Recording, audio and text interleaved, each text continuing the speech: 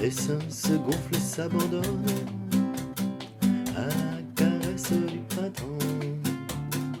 Et dans la ruche tourbillonne, prêtes à prendre leur élan.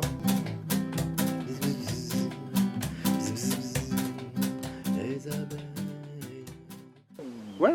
Votre préfecture? Non, c'est déclaré. T'as un numéro? J'ai un numéro d'apiculteur et un numéro de siret.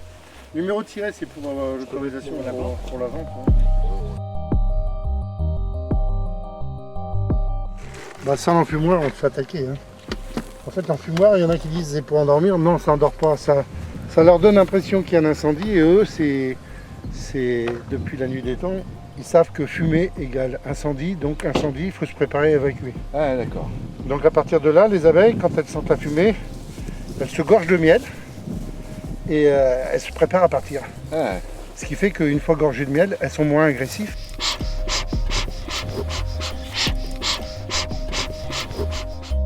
Sur la ruche, sans enfumer, c'est comme si on était des prédateurs.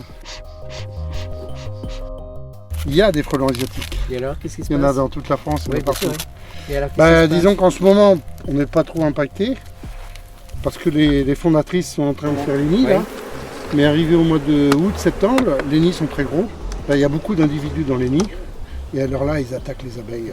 Ils sont une dizaine devant chaque ruche et ils prennent les abeilles au passage. Comme il y en a moins, on en voit très peu là devant les ruches. Là. Oui. Voire pas du tout en ce moment. Hein. Mais je vais voir, j'ai des pièges, il y en a peut-être qui sont pris dedans. Donc là, il y a un frelon, mais c'est pas asiatique. C'est européen, ça. C'est des gros frelons européens. Oui, avec les pattes noires. Ouais. Et ça, ça mange les abeilles aussi, mais l'européen, nous, on les laisse. Ouais. Ça, c'est du miel.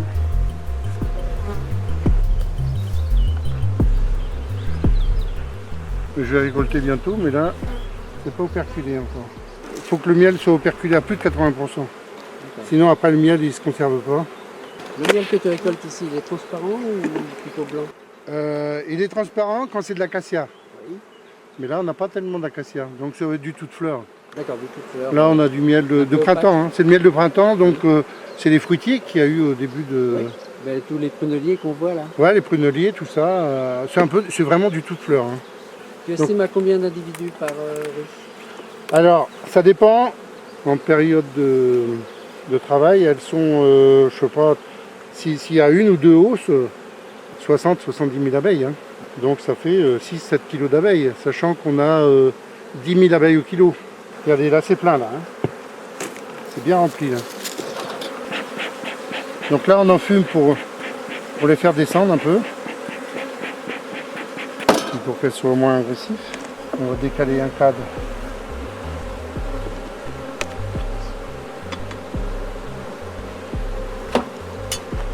C'est bon.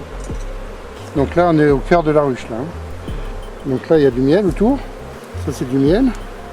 Là il y a du pollen. Ça c'est un mâle. Et ça c'est des ouvrières. Le mâle est plus gros. Ça ce sont des œufs de mâle ça. Alors le mâle c'est un œuf qui n'a pas été fécondé. Les œufs fécondés ça fait des ouvrières. Ou des reines. Normalement la reine je l'ai marquée. Elle a un petit point blanc sur le dos. Donc, je ne sais pas si on va la voir. Donc là vous voyez c'est du pollen. Elle aurait bien essaimé cette ruche et elle a essaimé. Parce que là il n'y a pas de couvain fermé. C'est du couvain de mâle mais il n'y a pas de couvain d'ouvrière. La propolis oui, mais la propolis c'est des. Vous voyez ça c'en est là. Là aussi. C'est autour des Voilà, cadres. elles s'en servent pour colmater, pour boucher Voilà. les trous. À l'intérieur, là, c'est du pollen. Tout ce qui est jaune, là, c'est du pollen. En ce moment, je venais presque tous les jours, mais c'est pour essayer de récupérer les essaims qui sortaient naturellement. Et ça veut dire qu'à la mi-mai, l'essaimage est quasiment fini, en tout cas pour cette ruche. Là, ils ont essaimé. Mais cette année, il y a eu beaucoup d'essaimages. C'est une race qui est très douce. C'est la butte-face, on appelle ça. D'accord. Tu veux mettre combien de hausses? J'ai vu en mettre 5, moi. Et là, 5, c'est rare, hein, mais bon, dans le colza ou dans le tournesol, ça peut arriver. Ils en ont peut-être trouvé, pas loin, de l'acacia. Mais... Moi, dans le coin, j'en vois pas. Hein. Mais une abeille, elle va butiner jusqu'à 3 km. Ouais, ça, je mets ça depuis peu. Avant, je ne mettais pas les grilles à reine. Pour éviter que la reine monte pondre dans la housse. Ah oui. Parce que si elle monte pondre dans la housse, ben après, quand on récolte, il y a des larves, il y a tout ça. C'est pas agréable. Alors, on fait de la place comme ça pour éviter de frotter les cadres les uns sur les autres. Sinon, on risque d'écraser les abeilles. Alors là, vous allez voir de beaux couvains d'abeilles. Voilà. Ça, c'est du couvain d'ouvrière, bien serré. Donc un couvain bien serré comme ça, normalement, ben, la reine est... Ça, c'est du miel. La reine est jeune et elle pond bien serrée, donc c'est un bon essaim. C'est des larves d'ouvrière. Ça, c'est la cellule de mâle et ça, c'est la cellule d'ouvrière. Vous voyez, cellule de mâle, plus bombée. Et là, la cellule d'ouvrière. Et les mâles et là, c'est des jeunes larves qui ont quelques jours. Donc là, elle n'a toujours pas pondu. Hein. Ça, c'est la cellule royale qu'ils ont fait. Et comme c'est ouvert par le bas, ça veut dire qu'elle est sortie. Donc il y a une jeune reine qui se promène, mais elle n'est pas forcément fécondée déjà. La fécondation se fait hors de la ruche? Elle se fait hors de la ruche, oui. La reine sort, et après elle est fécondée par plusieurs mâles. Hein. Oui. Une dizaine de mâles. On sera sûr que les nouvelles reines, ben, quand on l'aura vue et quand elle aura pondu, parce que pour l'instant il y a du pollen. Ils ont stocké du pollen, mais la reine n'a pas commencé sa ponte. Ça, c'est une abeille qui fait son rappel, donc elle envoie des phéromones pour prévenir ses copines que la reine est bien là. Donc logiquement, elle va pondre dans quelques jours, cette reine. Tu as appris tout ça à la fois dans les livres, dans l'association, par ta pratique? J'ai appris beaucoup dans les livres au départ. Oui. Au départ, j'étais passionné, j'ai dévoré des livres, j'ai visité des apiculteurs. J'étais en région parisienne. Oui. Donc j'ai commencé à faire de l'apiculture en ville. Hein. Oui. Et puis après j'ai fait partie d'associations. Entre autres, là je suis à l'abeille vendéenne. Et là ils donnent des cours. D'accord. Et puis on échange. Oui. On échange beaucoup entre nous. Hein. Mais enfin on apprend beaucoup à la pratique aussi. Hein. Oui. Il y a des essaims qu'on peut faire s'il y a des cellules royales parfois à l'intérieur qui ne sont pas ouvertes. Donc on peut les mettre dans une ruchette et on sait qu'il y a une reine puisqu'il y a la cellule. Donc une fois qu'elle est éclos, après il faut qu'elle se fasse féconder, c'est tout. Donc ça c'est des jeunes essaims d'année. On va les voir de l'autre côté, il y en a 7.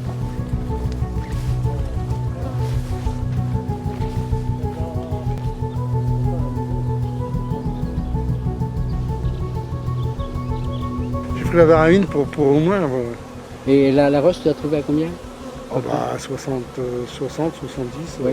La roche. Donc ça faisait pas assez. C'est du schiste là comme sur le terre-fort? C'est du schiste, voilà, c'est pareil. C'est du schiste. Mais quand même, la varamine, hein, j'ai voulu descendre un peu, donc et il a l'air de se plaire quand même. Enfin, c'est la première année, hein, mon tilleul, mais je l'arrose. Oui, pour l'instant, oui. J'aimerais bien avoir mon tilleul, là j'ai réussi à avoir quelques acacias.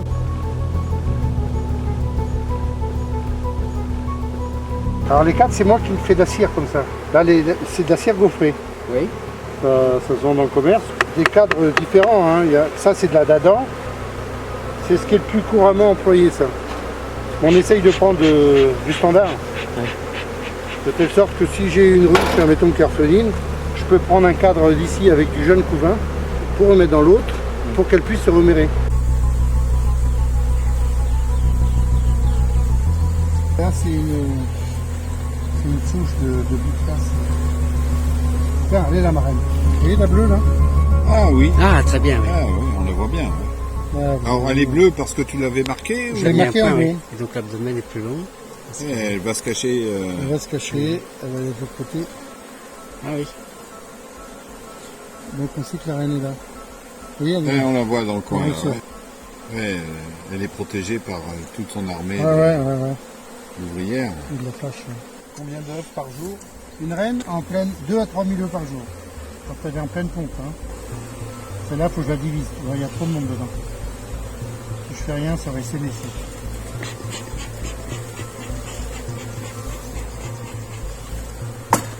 J'aime bien ça, ça fait professionnel un peu.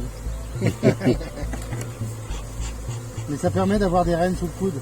Là, si j'ai besoin d'une reine, là, je viens la prendre. Je la prends, je la mets dans une cage avec 5-6 ouvrières. et je vais la mettre dans une ruche orpheline, dans une boîte avec du candi. Je vois qu'il y a des cadres en bois, des cadres en plastique. Ouais, il y ouais. a... Je renouvelle petit à petit, je remets tout en bois, c'est mieux. Oui, C'est oui. mieux, parce que pour les désinfecter, les nettoyer, je trouve que c'est mieux. Ah oui. J'avais pris le plastique au départ, parce que tout le monde prenait du plastique, et puis moi ça me plaît pas. Je vais tout remettre en bois, parce que quand on les nettoie, un coup de chalumeau, Ah oui, chalumeau, d'accord. un coup de chalumeau et ça y est, c'est propre. Hein.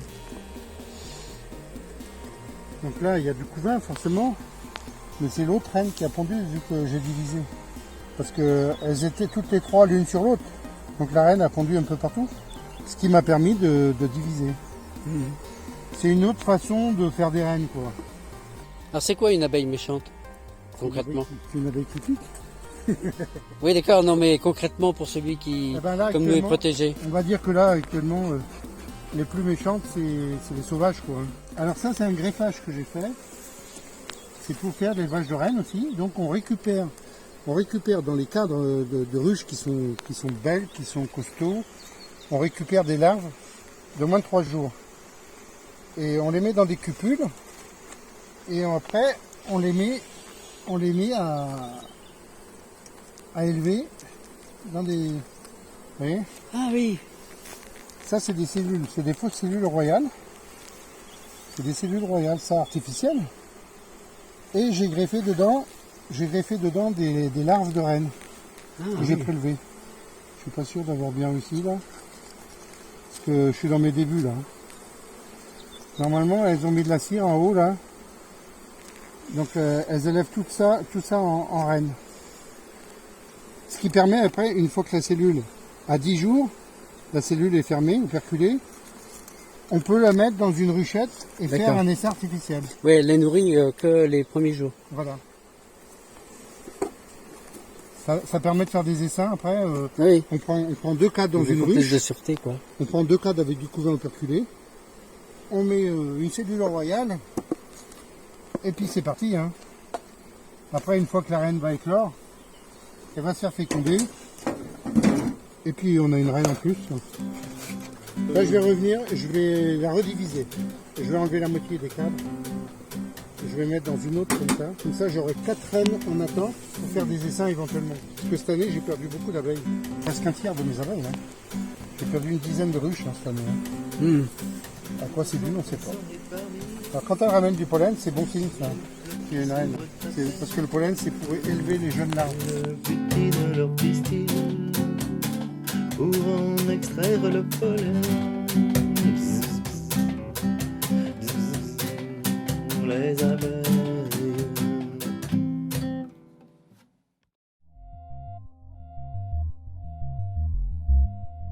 C'est des cadres tout neufs, après.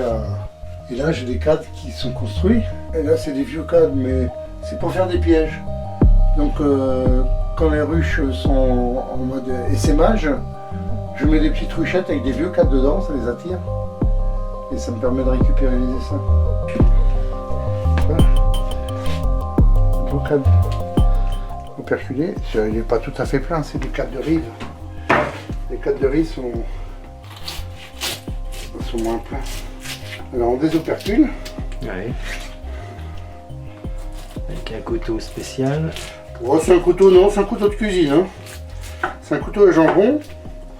À l'origine, ma fille m'avait acheté un couteau électrique. Mais je trouve que ça caramélise le miel. Je suis revenu à l'ancienne. Voilà, ça c'est un beau cadre bien operculé. Là, il y a du miel dedans, mais ils n'avaient pas tout à fait fini d'operculer, mais je préfère tout récolter.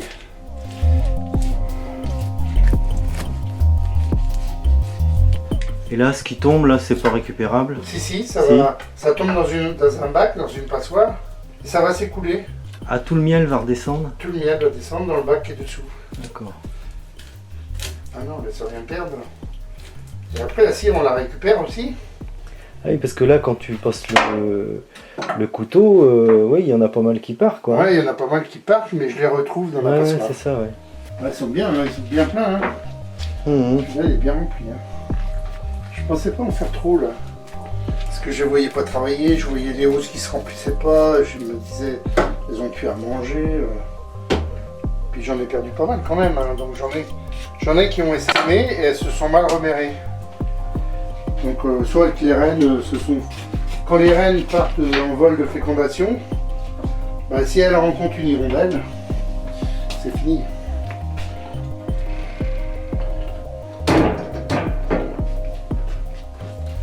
Mais moi, c'est filtré dans le maturateur qui est juste à côté. Ça doit arriver là. C'est une grille. Ouais. Je rajoute une gaze pour bien enlever les petites particules. Et après, on le laisse décanter pendant 3-4 jours. Et les micro-particules remontent en surface et on écume. Après, elle est bien. Ouais, normalement, il y a au moins 2 kg par cadre, hein, mais là, elles sont pas pleines jusqu'en haut, hein, pas tous.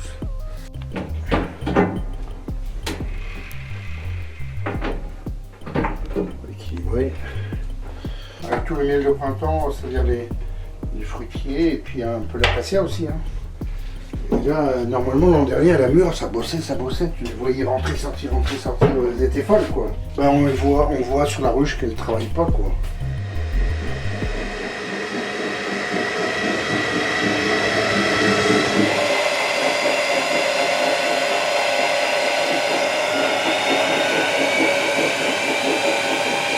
Là, on le voit bien projeté.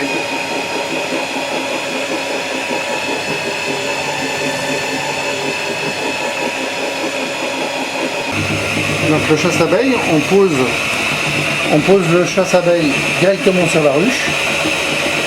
On met la hausse dessus. Les abeilles vont descendre dans le gros trou. Elles vont venir, elles vont longer, elles vont venir là. Et là, après, elles n'arrivent pas à remonter. Mais la nuit, elles essaient toujours de redescendre pour rejoindre la reine qui a des phéromones. Ouais. Et donc le matin, on arrive, là-haut c'est vide, il n'y a plus d'abeilles dedans. Donc on peut récolter sans être attaqué.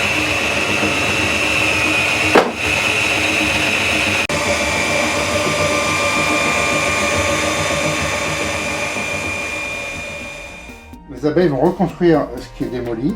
Là, dans un premier temps, elles vont le nettoyer. Ce qui fait que si elles ne refont pas de miel avant l'hiver, on pourra les stocker sans problème, parce que les cadres sont secs. D'accord. Il n'y aura plus une goutte de miel, elles auront nettoyé.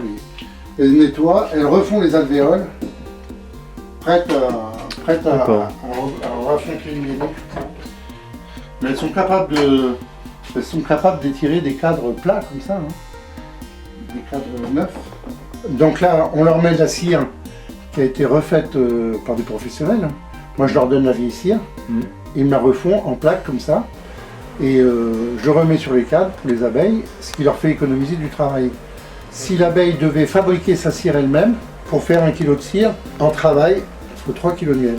Je ne paye pas la cire proprement dit, je paye beaucoup moins cher. La cire toute prête comme ça, bah, c'est beaucoup plus cher que moi je paye juste la façon. Il y a des professionnels qui font ça, ils mettent ça dans des appareils. Ça c'est du miel qui va se conserver sans problème. Hein.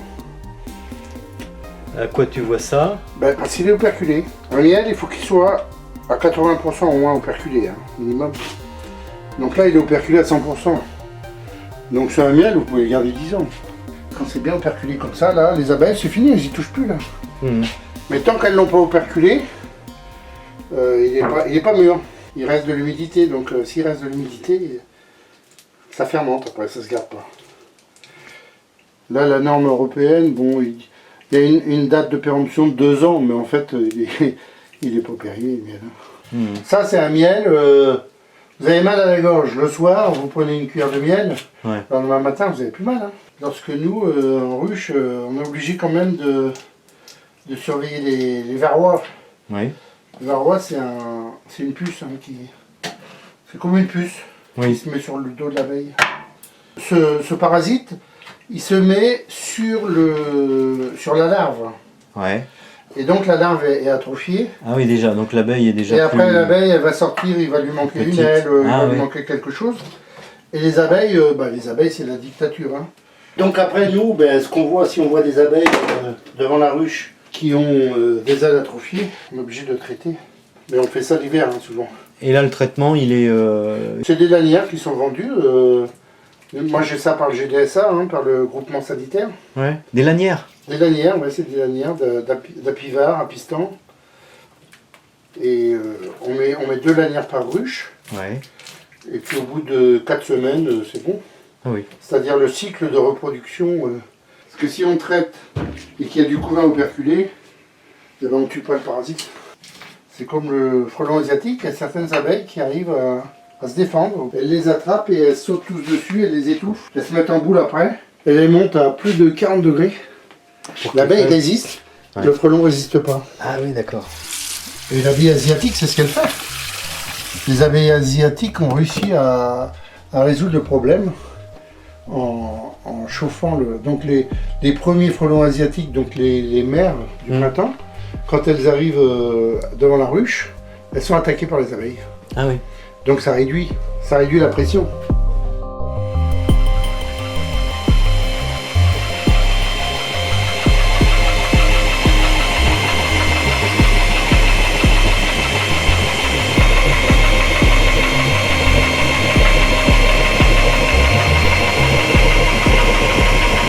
Ça, c'est un maturateur. D'accord.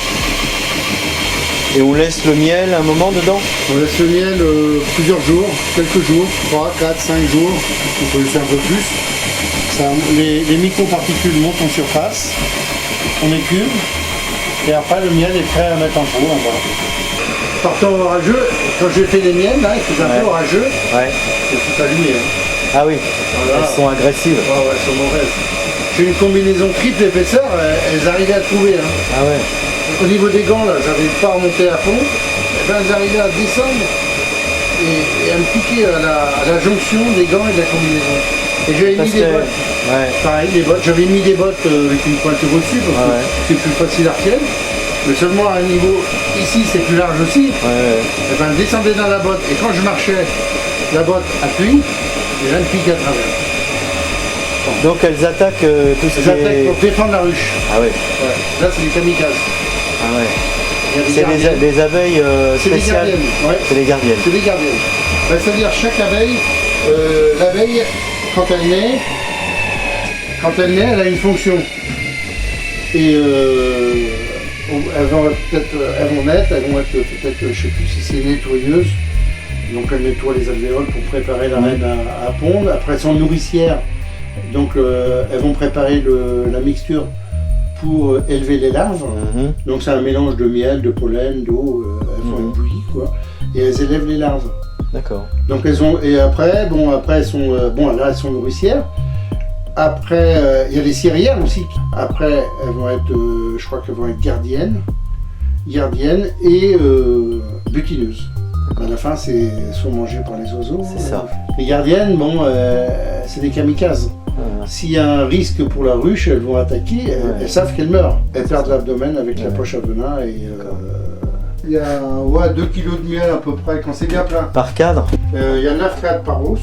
On arrive vite à 18 kg avec le poids du bois. Donc on arrive souvent à une vingtaine de kilos, je pense. J'ai une brouette spéciale. Hein. Donc je les enlève de la ruche, je les pose sur ma brouette. J'en mets 2, 3 et puis j'en mets dans le coffre. Mais maintenant ce que je fais, alors parce qu'avant il reste toujours des abeilles dedans. Ouais. Alors avant je les reprenais un par un puis je les balayais pour éviter d'en emmener ici quoi. Ouais. Et puis maintenant j'ai un souffleur. Un souffleur à feuilles. Mais il fait souffleur et il fait aspirateur. Comme ça j'emmène personne ici. Coupé. Donc voilà. Voilà la miellerie. Surtout toujours bien fermer la porte. Hein. Ouais. Sinon les abeilles elles viennent rechercher leur miel. C'est ça, ouais.